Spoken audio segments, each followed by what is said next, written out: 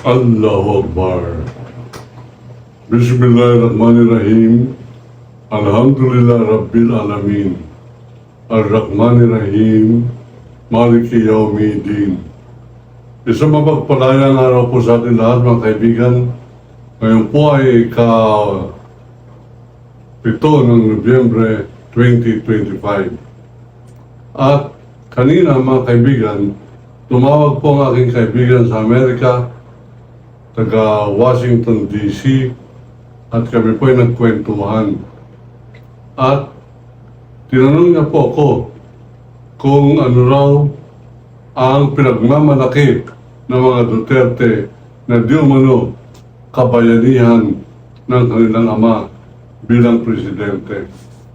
Ang sabi ni Baste, ang greatest president the Philippines ever had is si Rodrigo Roa Duterte na kanyang tatay. Akin po ay hindi po ako DDS, hindi po tayo nakikisali sa ganyan. Ako po ay isang profesor, ako ay manunulat, ako po ay isang veteran broadcast journalist, author ng libro, at ito po ang ating pong paninindigan. Sa akin pong tingin, magmula nung napalitan si Ferdinand Marcos Sr.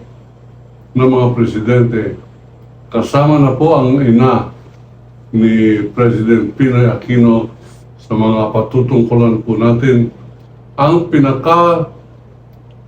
pinakadakilang Pangulo na lumalabas sa kanya achievement ay walang iba kundi si Pinoy Aquino. Bakit? Sa kauna-unahang pagkakataon mga kaibigan, nakatala ang ating pong bansa bilang isa sa mga contributor ng World Bank. Parati po tayong umuutang. Pero nung panahon po ni Pinoy Aquino, tayo po ay nagkontribusyon sa World Bank para mayroong maipautang sa mga mahihirap na bansa. Ibig sabihin, nung panahon ni Pinoy mga kaibigan, nailista po tayo bilang isang robust economy, yung po bang masiglang ekonomiya. At dito po ay akin din pong naranasan ang disiplina ng mga tao na sa halip na sila'y takutin. Bilang halimbawa, pinakita ni Pinoy ang epekto ng kanyang pagiging isang modelong ehemplo. Halimbawa, nung panahon pa ni Pinoy, hindi po nauso yung mga hawi boys ng Highway Patrol Group na pag ikaw ay isang opisyal ng bansa natin at ikaw ay dumadaan sa mga traffic, meron kang mga 3-4 na mga hagad na nagpapatulog ng wangwang nila, sirena at umiilaw-ilaw yung kanilang pula at asul upang ikaw ay hawin at ikaw ay sisinya sana tumabi ka sapagkat darating ang isang opisyal. At totoo naman, darating ang isang opisyal. Noong panahon ni Pinoy Aquino mga kaibigan, pinagbawal niya po yan. Kung natatraffic po ang ibang Pilipino, pati Pangulo ng Republika ng Pilipinas, kasama po sa traffic.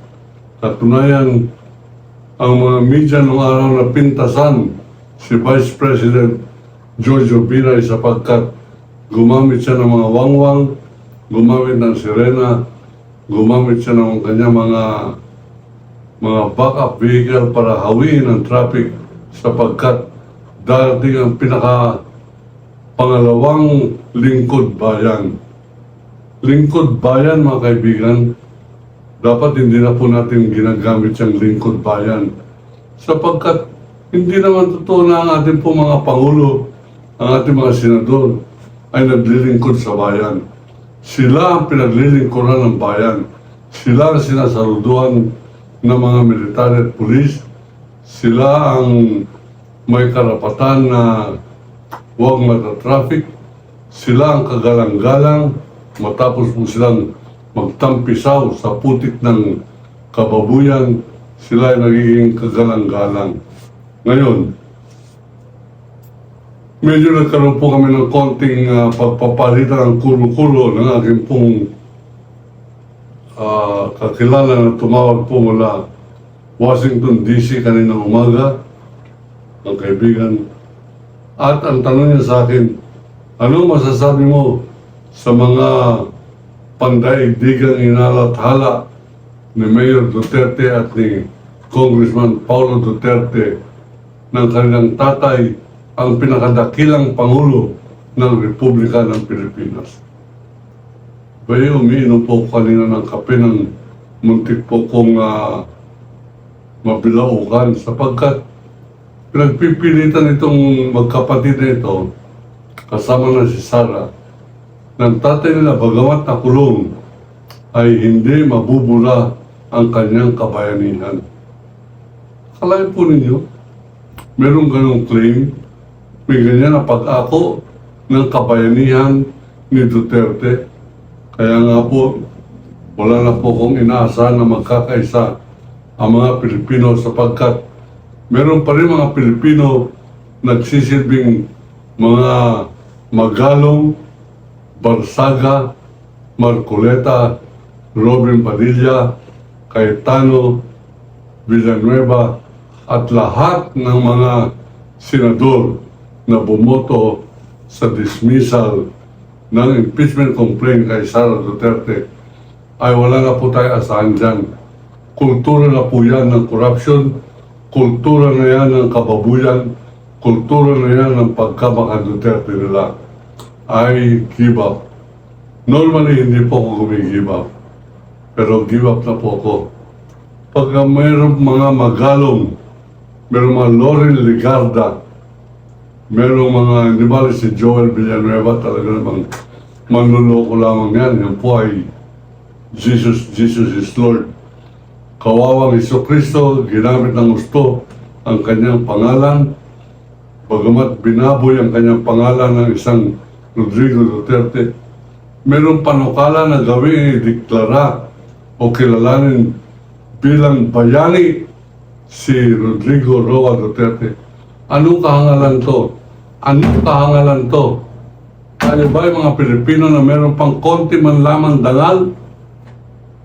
Gagawin nating bayani kahit na yan ay pinag-uusapan lamang nakakadiri. Dapat nagsisilakbo ang ating damdamin. Bayani ang mamamatay tao, bayani ang napakabastos sa bibig, bayani ang nagpahamak ng ating pong mga flood control na nagkaroon tayo ng ngayon ng Cebu disaster. Hindi bali po, hindi kasalanan ni Duterte ang pagkikidlat ng kalangitan. Hindi kasalanan ni Duterte ang pagbuhos ng matinding ulan. Ang kasalanan ni Duterte ay ang pagnanakaw ng pundo na inilaan upang sa ganun, pag nagkaroon ng ganyan dilubyo, ay ito ay magkakaroon ng paranggalan upang hindi masawata, hindi mabiktima, hindi mamatay, hindi maanod ang ating mga kababayan. Ngayon, sa ganyan pong mga pangyayari, nakikita po natin, nung 2019, pangatlong taon ng pagiging Pangulo ni Rodrigo Roa Duterte, napakalaki 347 flood control project ang hinanda dyan po sa Cebu.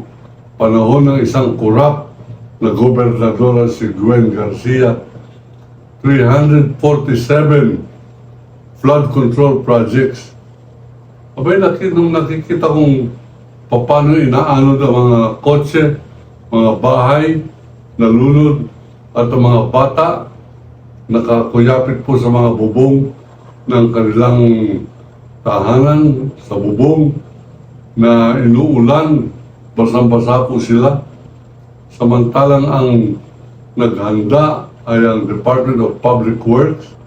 Ang sekretaryo ng Department of Public Works and Highways ay walang iba kundi anak ng bilyonaryong si Manny Villar, na kaya po naman siya ay natalaga dyan, hindi sa kadahilanan ng kanyang kagalingan, kundi sa kadahilanan ng kontribusyon ng mga bilyar upang siya po ay manalo. Ngayon, mga kaibigan, tulad po natin sinabi, hindi ko na inaasahan na meron pang pag-asa mahango sa pagkapanatiko ang mga honghang ng mga Pilipino. Nakakapandiri, nakakahiya. Nakakahiya na po tayo sa Europa, sa Amerika, sapagkat hindi maintindihan ng mga mararangal na tao bakit may mga Pilipinong nagrarally, bring him home, na para pong talagang naniniwala na talagang karapat-dapat magkaroon ng due process si Rodrigo Roa Duterte. Ngayon, nakikita ko, habang pinapanood ko sa telebisyon, ang pagdarasal ng mga taong nangunguyapit sa kanilang mga bubong na kalawangin, ang kaibigan, sapagkat lumubog na kanilang mga bahay, ang kanilang panalangin na taimtim, Diyos ko, tabangi. Ang ibig po sabihin ng tabangi, tulungan niyo po kami. Tulong po, tabangi, tabang means tulong. Pag Bisaya, tulungan mo kami, tabangi. Tabangi sila sa buong Diyos. Samantalang nung minura ni Duterte ang Diyos, pinapalakpakan pa ng mga honghang na Pilipino ang isang taong nagbumura sa Diyos. Anong klaseng lahi ito? Ganun pa man, mga kaibigan, nakakahiya sapagkat sa The Hague, Europa po yan, sa Amsterdam, yan po sa Netherlands, pinandidirihan na mga Pilipino sapagkat ang mga Pilipino nagrarally para depensahan ang isang bandido na si Rodrigo Roa Duterte. Hindi po mapapagkailayan.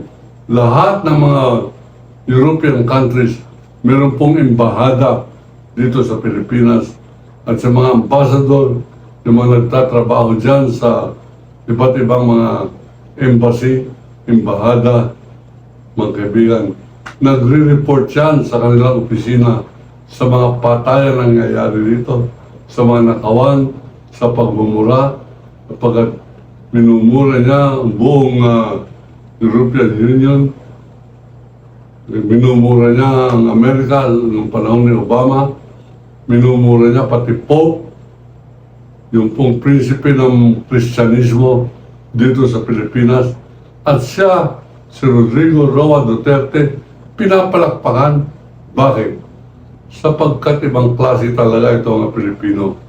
Nagdidiri ngayon sa The Hague, hindi lamang dahil sa kawalan ng dangal ng mga Pilipino, na pinagtatanggol pa nila ang isang kriminal, pinaninindigan, inaayunan, pinapalakpakan, nagsisimpatiya sa isang kriminal na pareho ni Rodrigo Roa Duterte, mga kaibigan.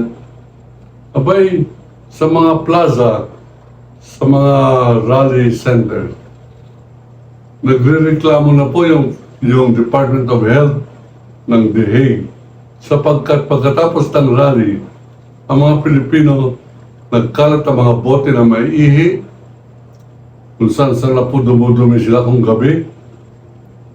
Nakakahiya maging Pilipino anywhere in the world because we have people like those OFWs in Europe.